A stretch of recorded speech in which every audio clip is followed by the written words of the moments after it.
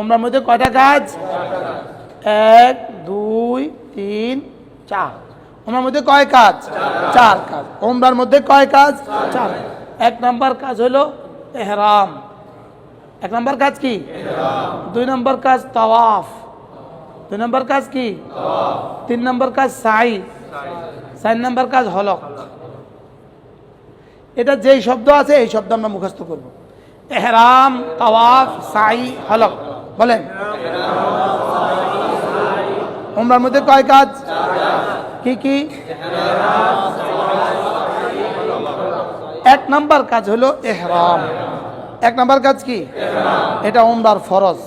2 নম্বর কাজ হলো তাওয়াফ, এটা উমরার ফরজ। 3 নম্বর কাজ হলো সাই, এটা উমরার ওয়াজিব। 4 নম্বর কাজ মাথা মুন্ডন করা। 4 নম্বর কাজ কি করা?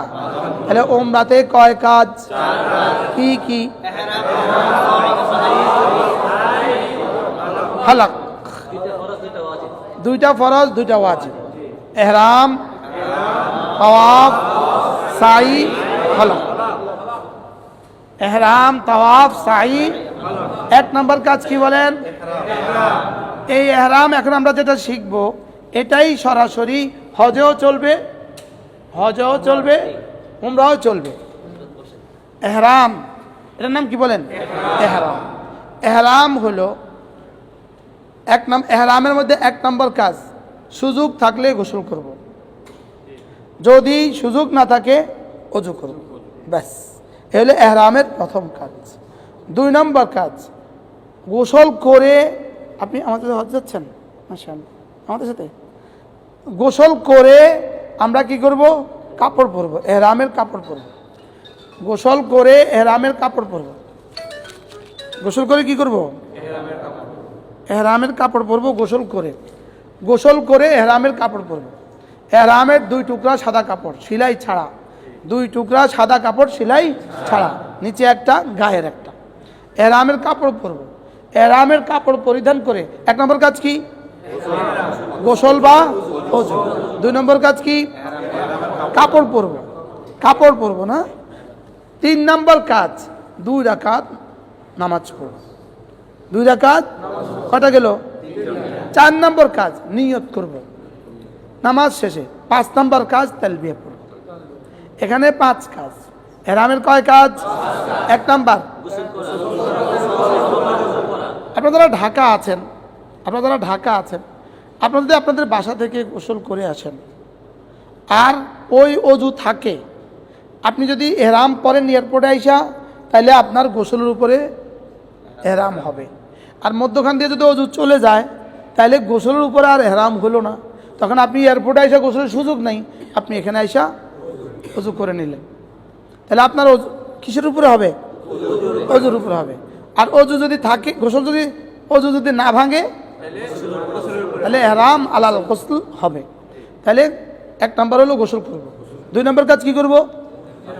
আমরা 2 জোড়া, হজের সাথীরা আমরা 2 জোড়া ইহরাম নিব, অবশ্যই 2 জোড়া 4 টুকরা কাপড় নিব। কয় টুকরা কাপড়? 2 সেট। কয় সেট নিব? 2 সেট। ইহরামের সাথে ফিতাওয়ালা স্যান্ডেল পরব। কি পরব? হ্যাঁ, পা ঢেকে থাকে এমন জুতা পরা যাবে না।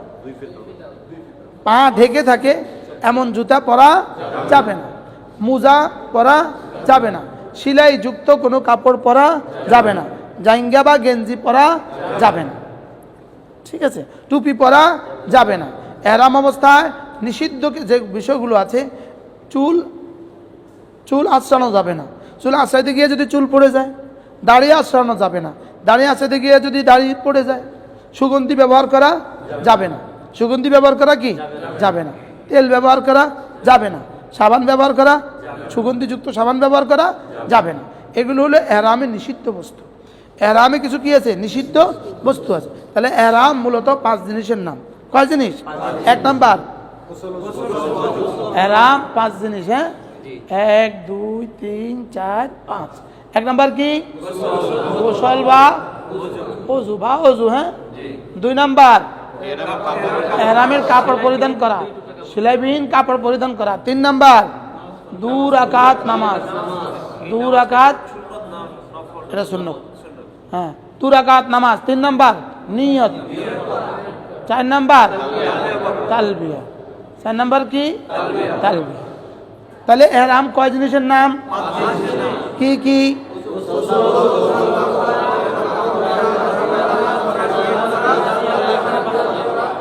আপনি বলবেন হুজুর এগুলো তো আপনারা আমাদেরকে ওখানে করায় দিবেন, যদি ওখানে আমি আপনাকে করাবার সুযোগ না পাই। হজ যেমন ফরজ, হজ শিখাও ফরজ, বলেন। তাইলে এই তিনটা তো হয়ে গেল। নিয়ত, আল্লাহুম্মা ইন্নী উরিদুল উমরাতা ফায়াসসিরহা লি ওয়া তাকাব্বালহা মিন্নি। আল্লাহ আমি উমরার নিয়ত করিলাম, আপনি সহজ করেন, কবুল করেন। আর কোনো ইবাদতের সাথে সহজ করার দোয়া নাই, আর কোনো ইবাদতের সাথে সহজ করুন এই দোয়াটা কি শুধু উমরা আর হজের সাথে আছে কেন? এটা অনেক কঠিন ইবাদত, অনেক কষ্টকর ইবাদত, অনেক কি। এজন্য আল্লাহ আপনি সহজ করেন, আপনি সহজ করেন। তাহলে আল্লাহ আপনি সহজ করেন, কবুল করেন, নিয়ত। তাহলে আমরা এখন যাওয়ার সময় কিসের নিয়ত করব? উমরা। এরপরে কি? তালবিয়া। প্রত্যেক সাথী তালবিয়া মুখস্থ করতে হবে। প্রত্যেকে কি করতে হবে? আমানত। প্রত্যেকে তালবিয়া মুখস্থ করবে। লব্বাইক আল্লাহুম্মা লব্বাইক লব্বাইক লা শারীকা লাক লব্বাইক ইন্নাল হামদা ওয়ান নি'মাতা লাকা ওয়াল মুলক লা শারীকা লাক। প্রত্যেকে তালবিয়া মুখস্থ করবেন। তালবিয়া কোনো আলেম দ্বীনের কাছ থেকে তালবিয়া ঠিক করে নেবেন, যদি আমার তালবিয়াটা হয় কিনা দেখেন তো। শুনান তো আপনারা, শুনান, একসাথে শুনান।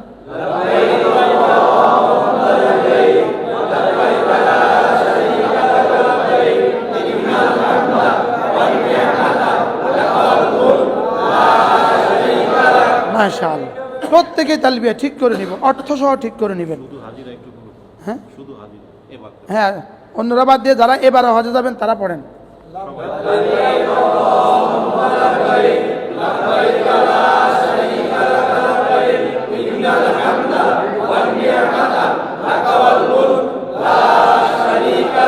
আলহামদুলিল্লাহ, হয়ে গেছে।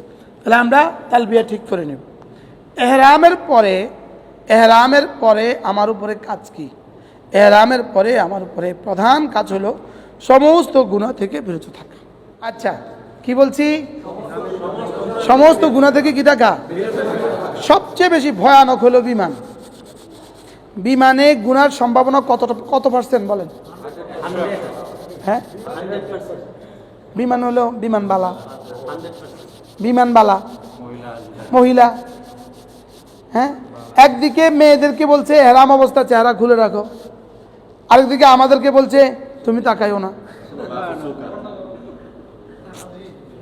কি অবস্থা না? ওদেরকে বলছে কি রাখো, আর আমগরে কইছে কি? এবার অবস্থা কি? আর ওদিকে বিমানে উঠলে sir you need to anything sir, এখন আপনি কি করবেন স্যার? হ্যাঁ, আপনারা যে ঘুম পাড়ায় উঠে কেটেছে স্যার চা খাবেন স্যার, এখন আপনি কি করবেন স্যার? হ্যাঁ, তাহলে এহরাম অবস্থায় সবচেয়ে বড় কথা হলো সমস্ত গুনাহ থেকে বেঁচে থাকা। এহরামের পরে হজের নাম্বার কার কদ্দুর লাগবে? এই গুনাহ থেকে যে যদ্দুর বেঁচে থাকবেন তার নাম্বার অদ্দুর লাগবে, ঠিক আছে না ইনশাআল্লাহ? তাহলে আমরা এহরাম মোটামুটি শিখলাম। এহরামের পরে চলে যাব ইনশাআল্লাহ মক্কা শরীফ। এহরামের পরে আমরা কোথায় যাব? আমরা মক্কা যাব।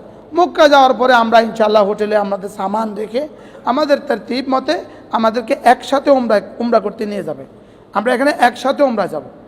যদি কেউ পুরাতন সাথী থাকেন, অভিজ্ঞ কেউ সাথী থাকেন, তো উনি যদি একা করতে চান উনি আমার আমিরকে বলে যাবেন যে আমি একা করে ফেলবো, আমি একা কি করে ফেলবো। কিন্তু যারা আমরা নতুন সাথী আছি একা করার কল্পনাও করবো না। একা করার কি কল্পনাও করবো না, বরং পুরাতন যারা 10-12 বছর আগে গেছেন আপনিও একা করতে গেলে হারায়া যাবেন, কষ্ট পাবেন।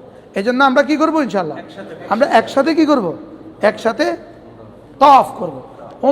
আরিফ